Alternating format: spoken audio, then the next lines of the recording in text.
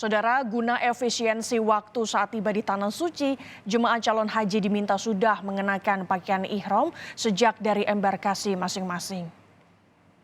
Dalam penyambutan jemaah calon haji gelombang 2 yang tiba di Mekah pada Kamis pagi, Direktur Bina Haji Dirjen Penyelenggara Haji dan Umroh Kemenak Arsyad Hidayat meminta jemaah calon haji yang tiba di Arab Saudi untuk mengenakan pakaian ihram sejak di embarkasi masing-masing.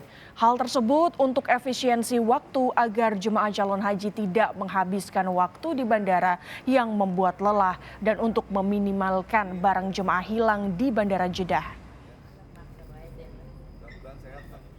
Disosialisasikan betul, pokoknya tidak ada lagi gelombang kedua mereka memakai kain ihram di di mana, di Bandara Jeddah. Ya, potensinya pertama, ya potensinya satu, kalau memakai kain ihram di Jeddah itu kan masuk ke toilet. Kalau ganti baju itu digantungin tas. Ya mudah-mudahan orang yang gantungin tas nggak lupa. Kebetulan lansia semua yang gantungin tas. Itu tas itu sering ketinggalan. Padahal di dalam tas itu living cost, uang apa gitu ya, paspor dan lain-lainnya ya.